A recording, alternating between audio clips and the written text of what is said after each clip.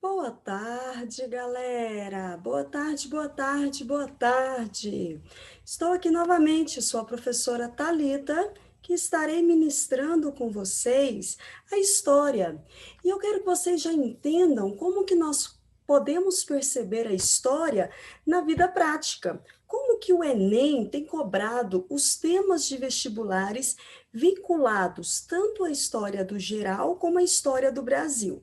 Segura aí, moçada. Fontes históricas, documentos históricos. Então, acompanhem a leitura do texto. Por exemplo, na sua prova do Enem ou dos outros vestibulares, vai colocar um texto de base, um texto-chave, que a partir desse texto você vai entender, interpretar e assinalar a questão, a alternativa correta ou incorreta. Lembrando que a história, ela faz o diálogo interdisciplinar com todos os outros campos do saber. Então, quando você pega a prova de história, você pensa, que maravilha, vamos gabaritar as questões de história no Enem. E para isso, tem os passinhos que eu já passei para vocês. Os passos são simples. Vocês vão perguntar o que, como, onde e por quê. Vocês já tiveram o déjà vu na vida. E agora nós vamos fazer um déjà vu, mas esse déjà vu, ele é bacana, é o déjà vu histórico, porque no vídeo anterior nós falamos a respeito das características básicas da Grécia Antiga, como, por exemplo, a Grécia Antiga, moçada, ela não correspondia a um território unificado, ou seja, era fragmentada em diferentes cidades-estados, com costumes, língua, religião, forma de encarar a política, a economia, a sociedade. Lembrando que, no contexto que nós vivemos, ao falar da democracia, cidadania, a ideia da formação da cidade-estado de Esparta, nós temos que levar em consideração que são séculos que nos distanciam. Ou seja, eu não posso comparar a ideia dos gregos, a ideia conceitual de democracia dos gregos e afirmar que a democracia brasileira é exatamente igual. Nós temos que entender essas diferenças para não cometer um dos maiores erros ao pensar a história. Me conta aí, galera, qual é um dos maiores erros que nós podemos cometer ao configurar o pensamento histórico? Pã, pã, pã, pã, é chamado de anacronismo. Anacronismo é eu pegar um conceito ou uma ideia de outro século e colocar na contemporaneidade, ou seja, é afirmar categoricamente que a democracia ateniense, ela é a mesma democracia que foi utilizada no Brasil, ou que é utilizada no Brasil. Já falei para vocês, mas aqui nós estamos no nosso déjà vu histórico. E nesse déjà vu histórico, lembra da localização geográfica e um dos fatores que fizeram com que os gregos se destacassem logo em alto mar foi devido ao relevo montanhoso pouco fértil, com pouca vegetação, e o litoral era recortado, podem observar no mapa, por muitas ilhas. Nesse sentido, impulsionaram os gregos para o mar, galera, favorecendo então diferentes tipos de intercâmbios.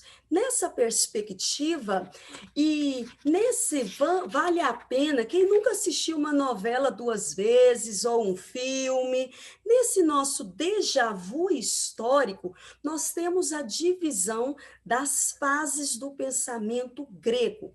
Lembrando que os gregos vão influenciar além dos romanos várias outras civilizações e atentem ao conceito do que é civilização ou do que é bárbaro, porque já estou dando uma diquinha para vocês. Chegou no nosso entendimento que os bárbaros eram povos selvagens, incivilizados, a partir também das histórias em quadrinhos.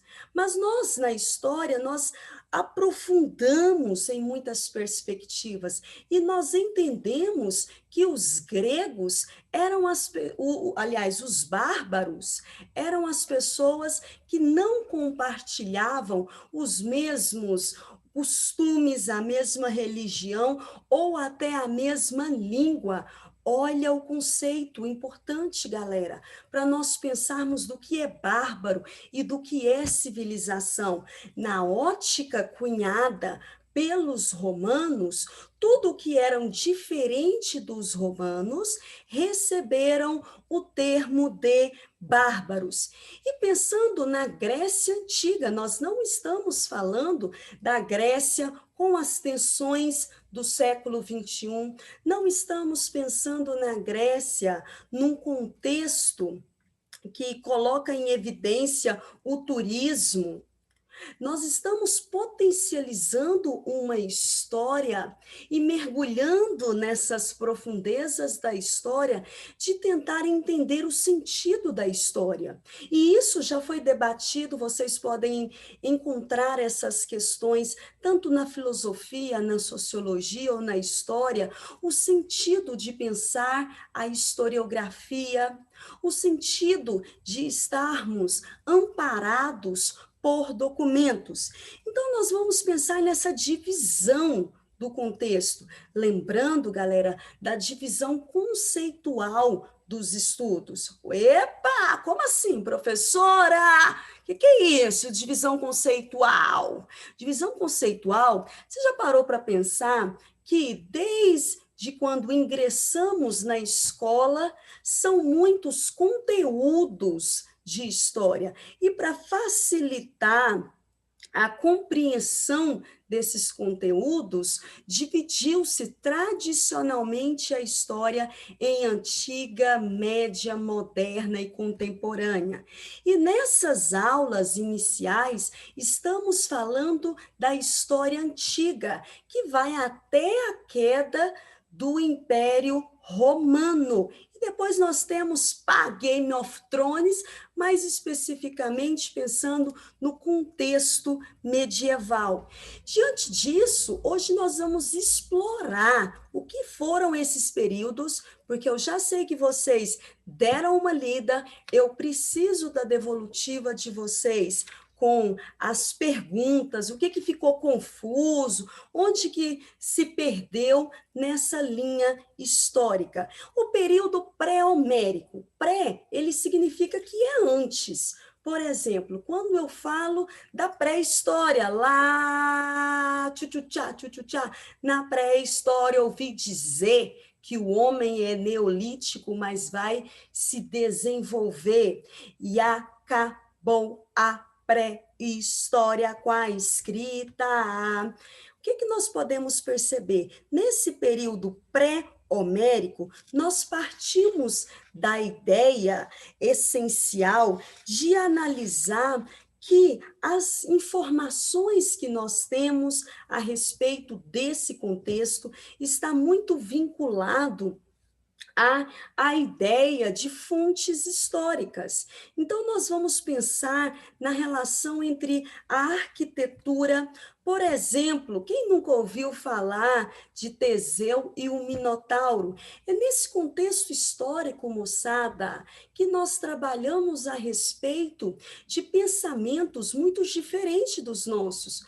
Por exemplo, porque a formação da civilização grega, ela foi possível há aproximadamente 2.500 anos atrás, quando vários povos chamados de indo-europeus, chegaram nessa região. Nossa, não está complicando não, nós estamos abrindo o leque de possibilidades. Chegaram a esses povos, a essa região, os aqueus, eólios, Dórios e Jônios. E nós vamos falar muito dos Dórios, tá bom? Porque a Grécia tinha várias cidades-estados independentes entre si.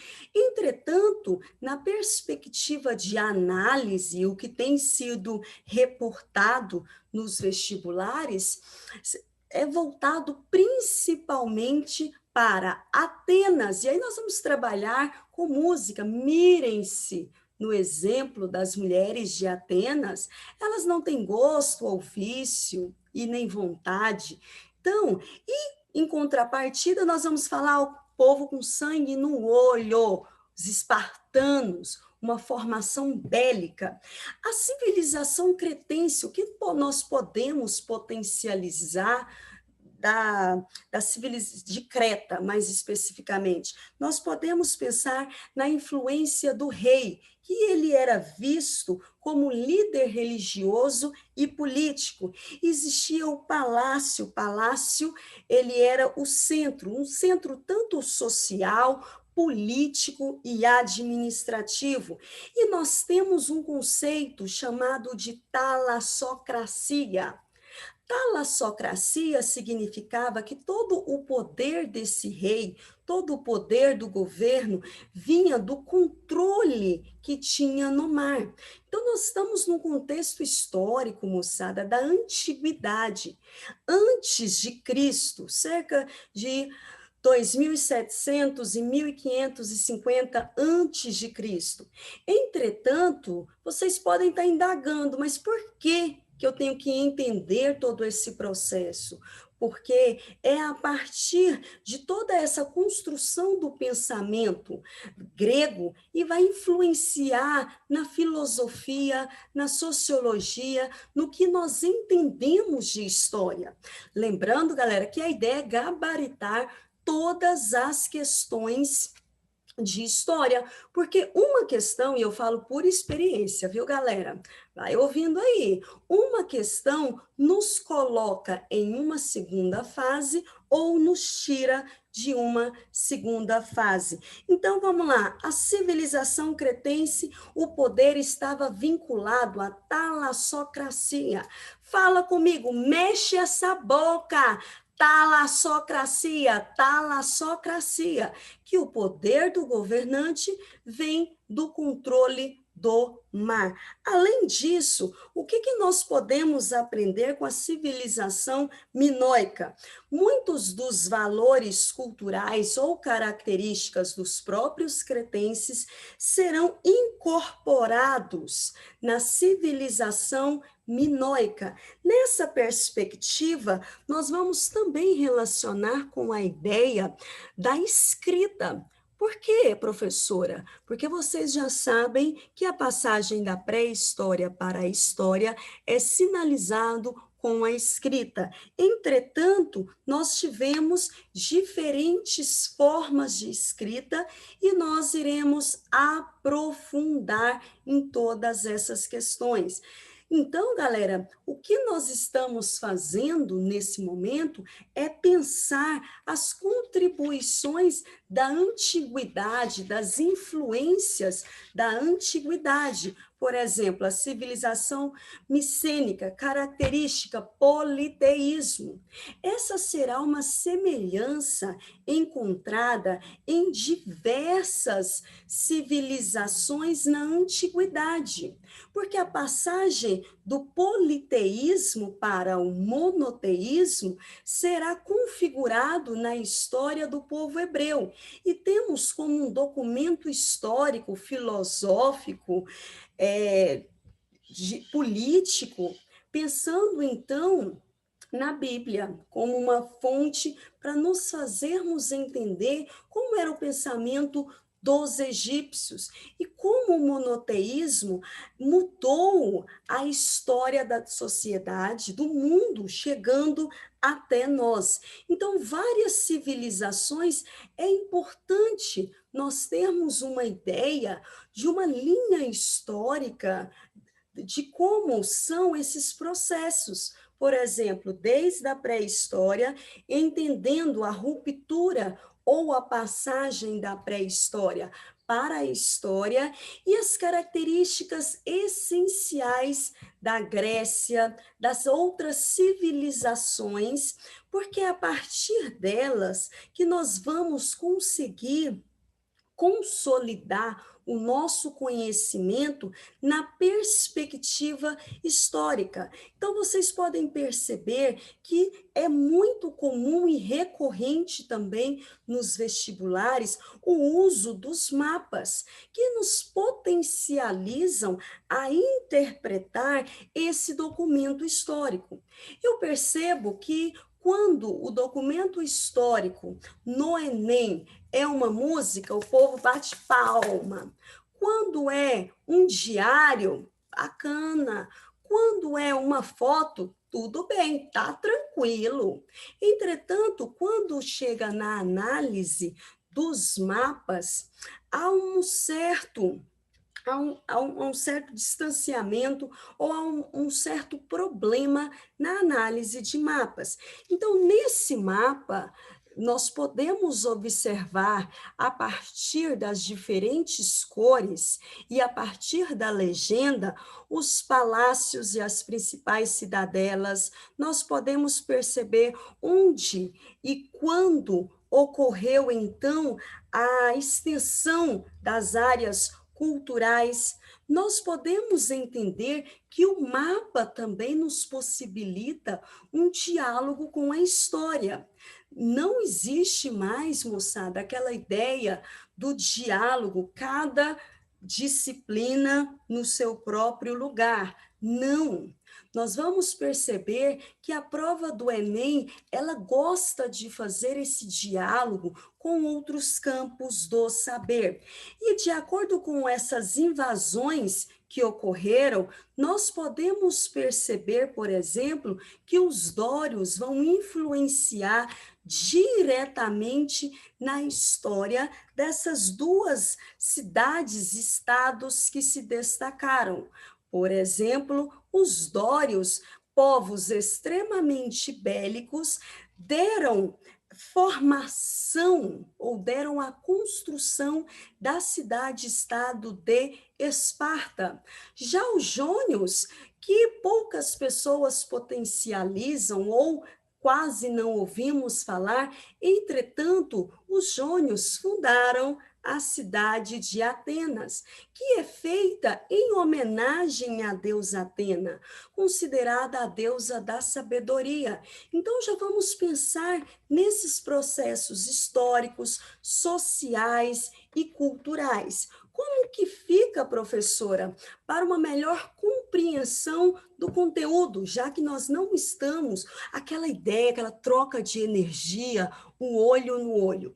Vocês vão estar enviando todas as dúvidas, podem estar gravando vídeos e todas as vezes que pegarem e além da aula expositiva, eu estarei passando o resumo, o mapa mental, um modelo específico de como cai no vestibular. Porque não adianta, moçada, ficar, olha, eu vou fazer um exemplo, não adianta ficar pensando, pegando o livro, a apostila, ler.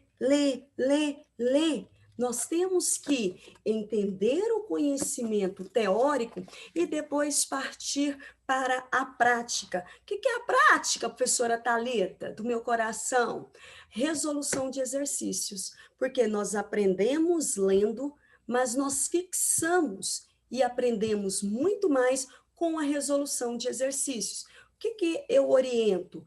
Pegue as questões anteriores, senta e vai responder, porque você vai entender como que a banca do Enem pensa, como que a história é refletida no Enem. Não vai ser aquela prova que você pega e te dá batedeira, que você fala, o que está acontecendo? O mundo está acabando. Não, porque você já conhece a construção da prova. Nesse segundo documento histórico, eu estou mostrando os territórios ocupados por esses povos, os jônios, os eólios, os dórios e os acádicos. E, nessa perspectiva, a localização geográfica ela é muito importante. E os povos que ali habitaram, quais eram os seus pensamentos, o que os indivíduos pensavam nesse contexto que é chamado da antiguidade. Vamos lá, galera. Nós tivemos as invasões dóricas e nessa perspectiva ocorreu uma migração. E nessa migração, diversos povos acabaram habitando territórios diferentes. É muito comum nós lembrarmos a respeito da diáspora apenas com os hebreus. Entretanto, nós temos que perceber outras nuances e que essa diáspora também aconteceu na Grécia, mais especificamente os gregos, vocês podem observar pelo mapa, os gregos, vou estar sinalizando aqui, ó, esses povos acabaram indo para diferentes lugares, e isso fez com que ocorresse uma diversidade muito grande, uma diversidade cultural. Agora, nós vamos pensar. Agora segura, pega seu lápis, pegou o seu lápis, junto com as suas anotações, nós vamos refletir a respeito de uma questão que caiu no Enem. Como eu disse para vocês, não fica só no livro, lendo 300, 400 páginas. Além do conhecimento teórico, vamos para a prática. Observe a charge e leia o trecho. Então, nesse documento histórico, está escrito democracia, podemos perceber uma escada, as letras de democracia escritas num formato bem grande. Ocorre também várias escadas. Mais abaixo, eu vejo pessoas auxiliando um ao outro. Mais embaixo, coloca a legenda: o Brasil tem uma democracia que se nega à participação social. E aí eu posso pensar no conceito de democracia aplicado desde a primeira Constituição do Brasil, Constituição que foi outorgada em 1824. Outorgada significa imposta, em 1824. E aí nós vamos pensar nesse conceito de democracia, que significa, de acordo com o dicionário de história, o poder na mão do povo. E nós vamos entender que o pensamento de democracia pensado na Grécia é muito diferente da democracia que entendemos no século XXI, porque são séculos que nos separam. A soberania, vamos ler a questão, para entender o que o Enem estava buscando. A soberania dos cidadãos dotados de plenos direitos era imprescindível para a existência das cidades-estados. Segundo os regimes políticos, a proporção desses cidadãos em relação à população total dos homens livres podia variar muito, sendo bastante pequena na aristocracia e oligarquias e maior nas democracias. Vocês perceberam que nessa questão nos apresentou 3 conceitos. Ixi, professora, mas não era só democracia?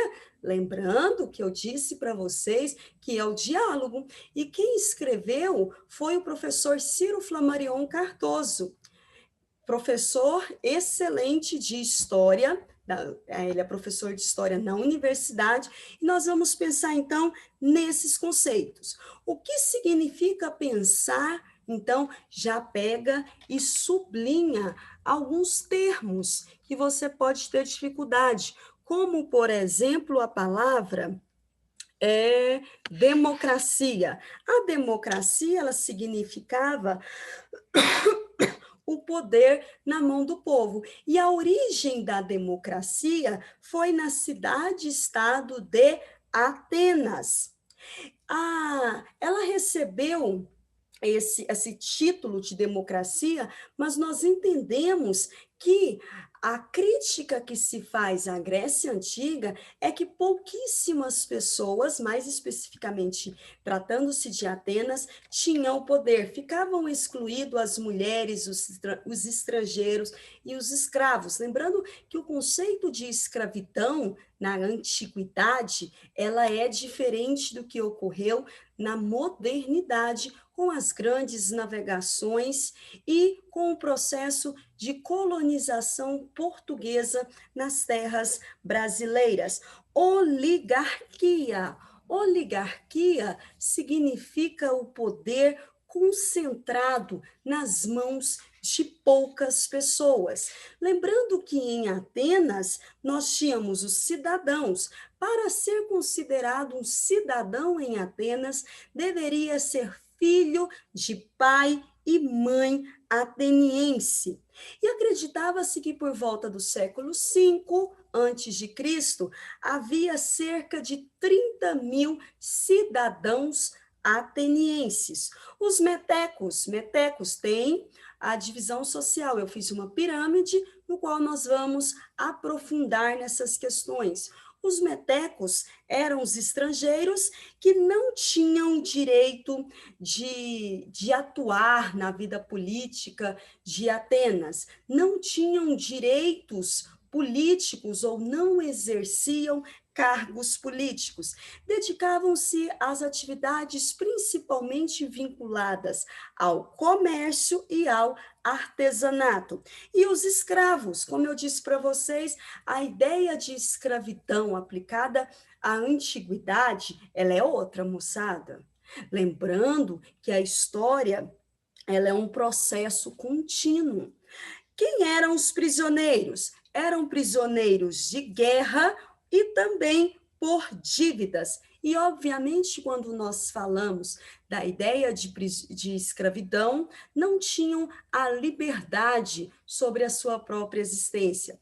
Essa questão do Enem, ela está tranquila, porque ela está sinalizando o seguinte: nas cidades-estados da antiguidade, clássica, a proporção de cidadãos descritas no texto é explicada pela adoção. Quem poderia participar da vida política? Qual era o critério que se adotava para que o indivíduo pudesse exercer a autonomia? Controle de terra. Gente, questão fácil. Professora, mas vamos nas outras. Liberdade de culto, nós estamos pensando em sociedades politeístas. Então, a tradição, e eu costumo dizer que a história e a religião, elas são velhas amigas que se distanciaram no decorrer do processo. Em alguns processos históricos, nós vamos entender a proximidade da história e da religião, e em outros contextos, o afastamento. Igualdade de gênero, em nenhum momento está sinalizando a questão de gênero no texto. Exclusão dos militares não potencializa. Em nenhum momento do texto afirma que ocorreu, os militares eram excluídos desse processo, e nem mesmo a exigência da alfabetização, porque a ideia de democracia aplicada à antiguidade estava vinculada quem tinha ou quem possuía a maior quantidade de terras. Fazendo uma pergunta simples para vocês: se essa questão dependesse da sua aprovação no vestibular, seria aprovado ou ficaria mais algum tempo? Retomem essa questão, que eu também vou estar passando todo um roteiro de estudos. Na próxima aula, nós vamos pensar o que foi o período chamado do período de Homero. E nós utilizamos, já indico para vocês, as fontes históricas. E as fontes históricas são Ilíada e Odisseia. Já assistiram, galera? Alguém comenta aí. Se você não assistiu, pega o finalzinho de semana para entender algumas expressões, para entender o pensamento grego. E quem foi Homero? Porque esses poemas são atribuídos a Homero, mas na história nós questionamos se realmente foi Homero ou não que produziu esse documento. Tem um cavalo, reflitam a respeito do que significa esse cavalo.